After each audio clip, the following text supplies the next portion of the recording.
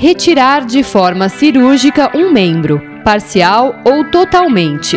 A amputação, encarada por muito tempo como mutilação, hoje simboliza coragem, independência e, principalmente, continuidade de vida. O objetivo da cirurgia de amputação é reabilitar o paciente para uma nova fase da vida dele que vai começar. Essa reabilitação visa reinseri-lo no trabalho, reinseri-lo na sociedade, e alguns pacientes não é incomum, depois que fazem uma amputação, fazem coisas que não faziam antes.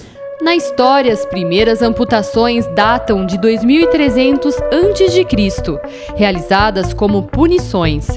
Hipócrates fez a primeira indicação médica em 400 a.C. A partir daí tivemos grandes evoluções no tratamento do paciente durante a cirurgia de amputação.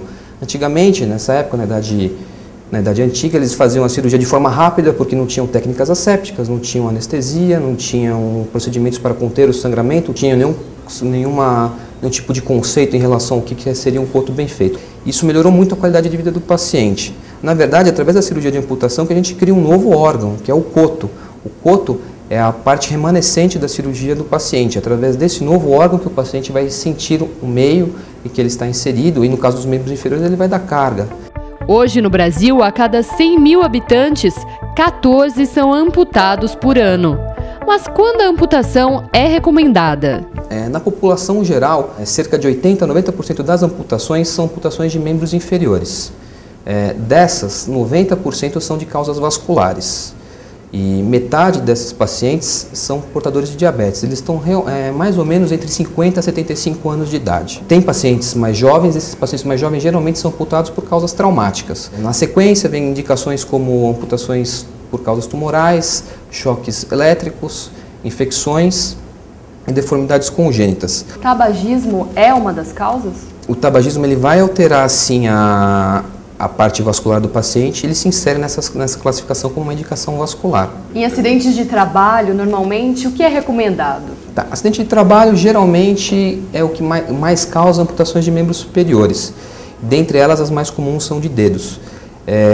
O ideal, quando isso acontece, é pegar a porção do corpo que foi amputada, colocá-la em um recipiente junto com o soro fisiológico, fechá-lo, colocá-lo dentro de outro recipiente, esse sim com gelo em volta. Não deixar de forma alguma o gelo em contato com a peça amputada, porque isso pode danificá-la e inviabilizar o reimplante.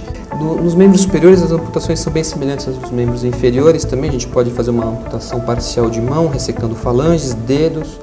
Independente do nível de amputação, em alguns casos, os pacientes se queixam da chamada dor fantasma. O paciente sente uma dor na região que ele não possui mais. Por exemplo, ele fez uma amputação transtibial na altura da perna e ele começa a referir dor no dedão. E seria o quê? O cérebro respondendo? Isso, é uma sensibilidade residual do que sobrou. Quando a gente faz a cirurgia, a gente corta músculo, osso, artéria, veia e o nervo. O nervo ele continua lá de alguma forma mandando alguns impulsos para o cérebro, que o cérebro, confuso porque não tem mais o segmento que foi ressecado, interpreta de várias formas. Acho que na reabilitação a gente primeiro tem o pós-operatório imediato, no qual a gente espera a cicatrização. Idealmente já nessa fase a gente começa com uma fisioterapia intensa para manter fortalecimento muscular, manter mobilidade das articulações que foram poupadas. A vida continua. A vida continua e em alguns pacientes, na verdade, eles até amputarem passam por grandes dificuldades. Por exemplo, pacientes que tiveram trauma grave, uma fratura exposta grave, passam por uma série de cirurgias, semanalmente vem ao médico durante anos, às vezes. Chega uma hora que o próprio paciente vira e pede para o médico: doutor, eu não estou mais vendo nenhuma função no meu membro, não está ajudando.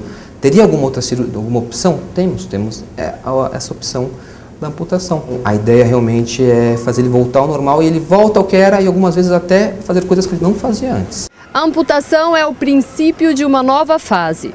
A imagem corporal muda e o alívio do sofrimento e a qualidade de vida aparecem. Alex Souza não passou por essa etapa e conta pra gente como é ser amputado de nascença. Eu nasci prematuro, né? Nasci de 6 para 7 meses e não cheguei a formar. O meu caso foi o famoso caso da talidomida, né? Que na verdade esse remédio ele atacava as extremidades, mãos, pés. Na verdade no pé esquerdo também não tem a primeira falange dos dedos e na perna direita foi a que foi mais afetado, né? Tinha acabado de nascer, já fui para a mesa de operação e eles fizeram uma amputação. Aos 3 anos, Alex já usava uma prótese e desde 99 o esporte faz parte da vida do personal trainer, formado em educação física no ano passado. Eu acho que eu fui começar a me tocar que eu era deficiente físico depois dos meus 17 anos. Até então eu achava que eu não tinha nada. Às vezes eu esqueço que eu não tenho uma perna. Porque para mim é tão normal. Minha primeira prova foi os 10 km da Tribuna em Santos. E aí eu ganhei em primeiro lugar. E eu fui correr minha primeira maratona de Nova York com os meus 19 anos. Eu corri com uma prótese que não era uma prótese especializada para corrida. Sofri assim, no final sofri muito porque machuquei muito minha perna, mas completei em primeiro lugar a prova também. E aí foi aonde nasceu realmente o gosto pela corrida. E depois, 2 anos seguidos eu corri, então eu tive a oportunidade de correr 3 maratonas. Atualmente também, há 1 ano e meio, eu pratico esgrima pelo Clube Pinheiros. Fui convocado agora para a seleção brasileira, tive a oportunidade de representar a seleção a semana passada. E por equipes nós ganhamos medalha de ouro contra Canadá, Estados Unidos, Argentina, Chile. Por meio de um projeto voltado à inclusão de pessoas com e sem deficiência na dança, o coreógrafo Mark Van Lu, responsável pela companhia de dança Bombelela, com estúdio na Parada Inglesa em São Paulo, formou o Grupo Perfeito, que Alex fez parte. Acabei conhecendo o Alex lá na Fórmula, a academia, e a convite da direção da Fórmula eu instalei o projeto lá. Mas aí o Alex fez uma formação ótima, foi estudar, foi buscar se aperfeiçoar, profissionalizou.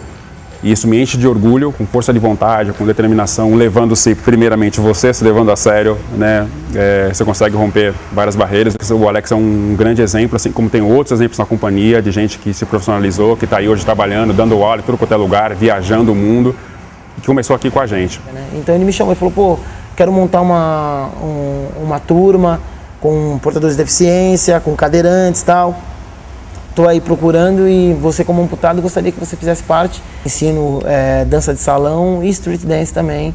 Há 3 meses a Paula faz aula com o Alex. Não sabia dançar nada e aí eu vi ele dançando com uma outra moça. Falei, nossa, que humilhação. Então eu fui encontrar com ele outra vez para fazer uma aula mesmo. E aí ele estava de bermuda. Aí eu vi a prótese.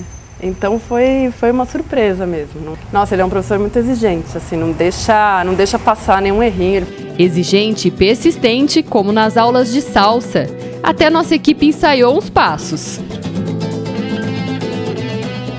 Vamos começar com a direita atrás.